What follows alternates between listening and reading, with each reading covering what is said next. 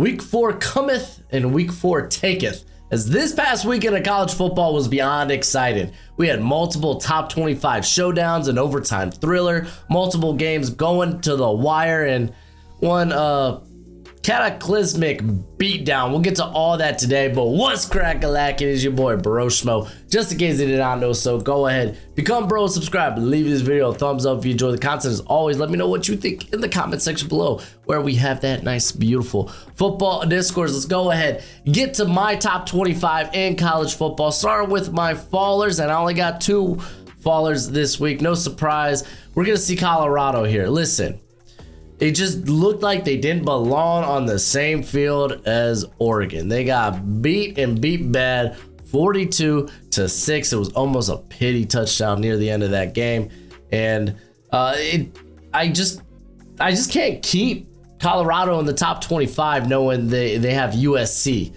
this upcoming week. So yeah, they were going to be a faller here. You had Arkansas, broke my heart. They were coming off the big loss against BYU, and they come into Death Valley and they push LSU to the brink, but LSU able to hold on at the end with a last-second field goal. It kind of sucks. KJ Jefferson was kind of doing this by himself. The defense played pretty well at parts, though, I think, for Arkansas, especially early on in that game. But now 2 losses on season back-to-back. Can't really keep them in the top 25. Now let's talk about my teams that just missed the cut. I got Texas A&M. Wickman got hurt. Aggies still had no problem with Auburn, dispatched them 27-10. Tennessee, they ran right through UTSA. It's like they just got mollywopped the previous week in the swamp, and they needed to get some of their cred back. Well, they did. So now hopefully they're on the up and up. To be fair, that UTSA team has been a massive letdown this season. They really have. I expected them to be much better. We also got Louisville, one of my favorite teams currently to watch. Jamari Thrash is a monster. This Cardinals offense is a monster. They've been putting up fireworks. They put 42 on the board in the first half against Boston College, eventually winning 56-28. TCU, they're still hanging around here. I'm on the verge of putting them back up here as the offense looks like it's clicking. And they dispatch of SMU 34-17. And then Fresno State, watch out or you might miss it, man. This team has been lighting it up. They just demolished Kent State 53-10 last night. I do have teams that are like on the come up that kind of like just missed it list, talking like Florida, Wisconsin. We got Syracuse, NC State. So I have a group of 5 teams like Wyoming, Liberty, Air Force, Memphis, who just suffered the loss, but I still think they're a really good squad. I mean, that was against what should have been ranked. I don't know why Missouri ain't ranked in the top 25 yet, but they were in mine.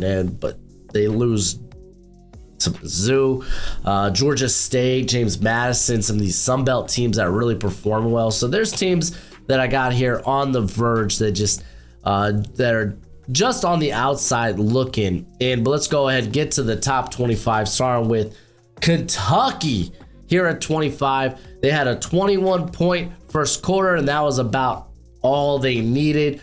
They beat Vandy 45-28. Devin Leary, you gotta take it the good with the bad, as he is still a little turnover worthy prone, but he's putting up big plays. And then Kansas, the other new addition to my top 25, coming here at 24. They got out to a 2-score lead early against BYU, a BYU team coming off a really big win against Arkansas. And they were actually, Kansas found themselves down 3 after being up 14-0 at halftime. But Kansas, they were able to force turnovers. They were able to create points off those turnovers, and they eventually win 38-27. Next here, I have Tulane. They beat Nichols, no problem. You do kind of worry about Michael Pratt's knee, but he said it was okay after the game. So they just gobble up a cupcake team here. Kansas State coming in at 22. They actually moved down one spot here because, I mean, I had some movers on my top 25. But they played Central Florida, and Central Florida was missing their starting quarterback in John in Plumlee, right? Kansas State, they had one long fourth quarter drive to extend the lead to 2 scores, and they basically didn't look back at that point, winning 44-31. The offense looks really good for Kansas State, so I feel like they're going to be hanging around this top 25 for quite some time. And then Ole Miss coming off a very, very depressing loss. You had Jackson Dart missing the easy touchdown near the end of the game. That would have made it a 1-score game. I honestly think Lane Kiffin's play calling just wasn't great. Like on that drive, they had 2 jet sweeps that got them nothing. Actually, one went for negative yards. So they end up losing Alabama in Tuscaloosa. To be fair with Alabama, man, all their tough games are at home.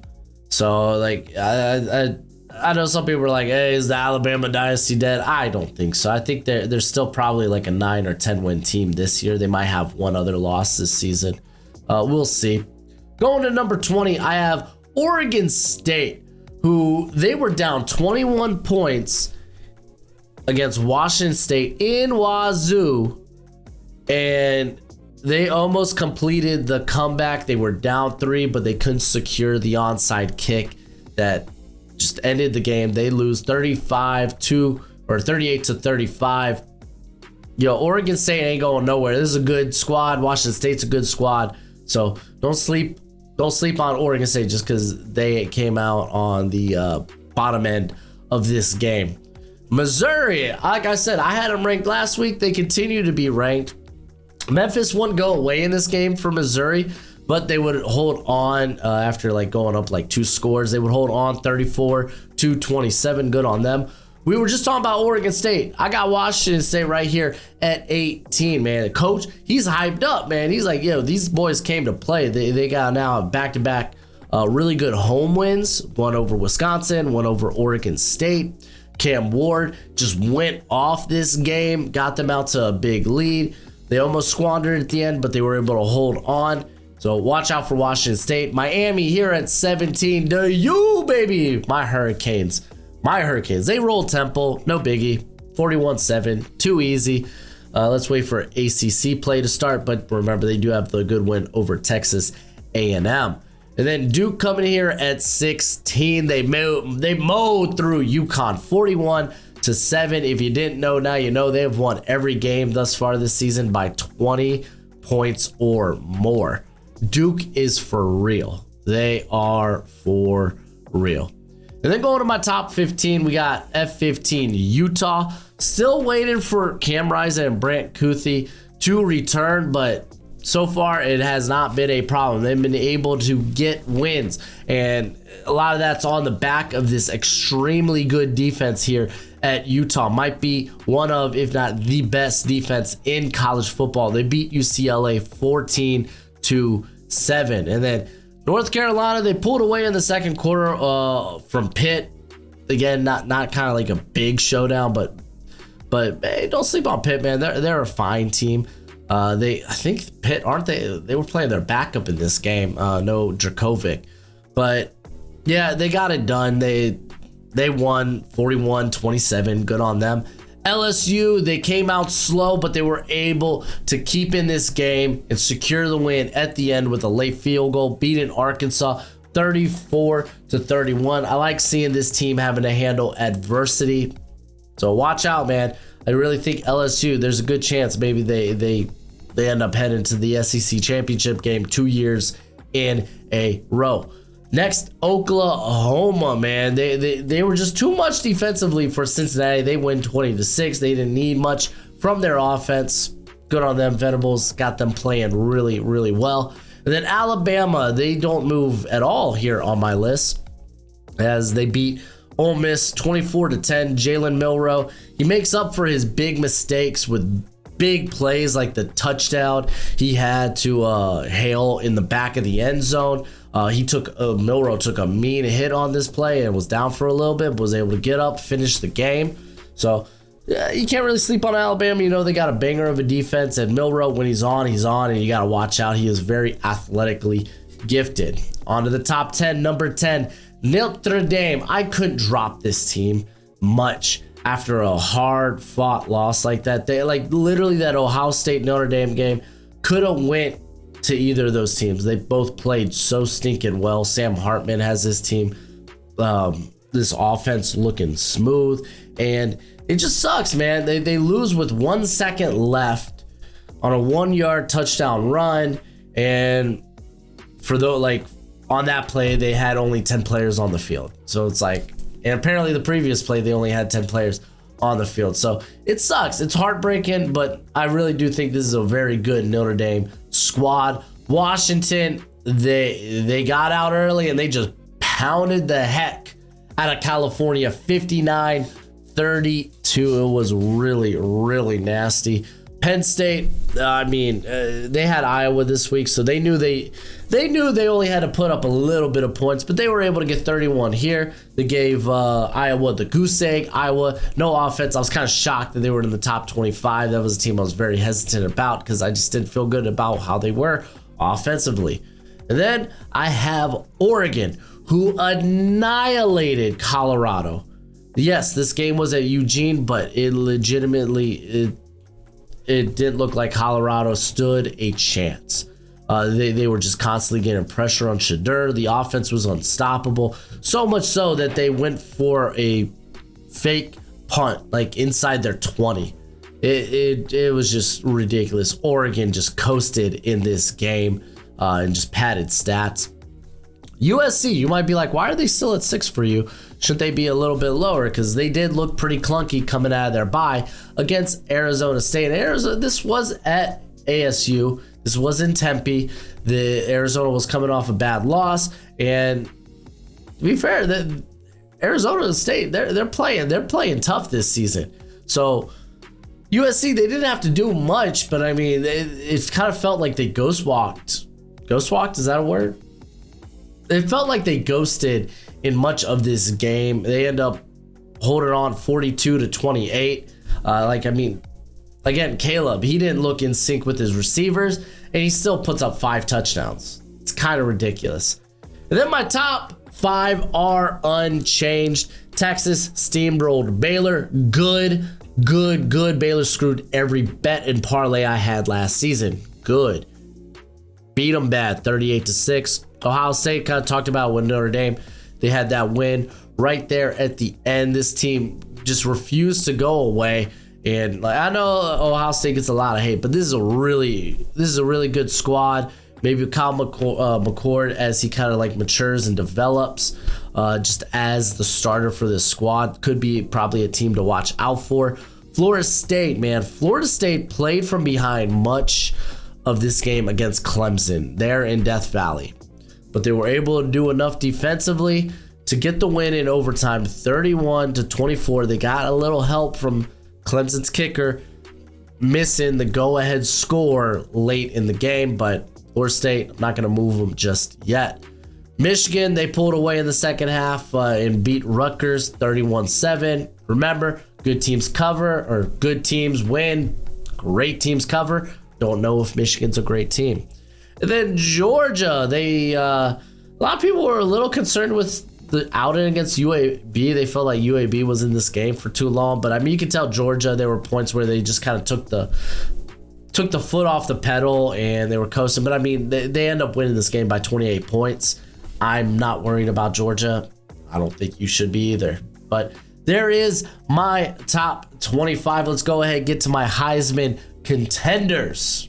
Listen, I know you love the NFL draft as much as I do, and you're going to want a nice hefty watch list of players during this college football season. Well, go ahead, check out my draft guide. You can purchase it for only 30 bucks by Venmoing or PayPaling me. Links in the description. It's a one-time payment and you get it for this whole draft cycle and forever and always. Technically, it's a Google spreadsheet. So send me your email when you send the payment. I'll get you hooked up. You will see my current prospect rankings and big board, my full evals. And guess what? It updates throughout the whole draft cycle. So it's a great purchase and it's a great way to support the channel. So currently, here are my top 5 Heisman contenders, starting with Shedeur Sanders. Yeah, the beatdown was bad for Colorado, but you gotta understand that offensive line is really bad for Colorado. And Shedeur, for the numbers he was able to put up despite the pressure he was under, ain't half bad. I expect better days are ahead of him. I don't know if it'll exactly be better against USC, but with USC and how Arizona State played them, I feel like Colorado, I'm not saying they have a chance in the ball game, but I think they could at least keep it competitive for a little bit.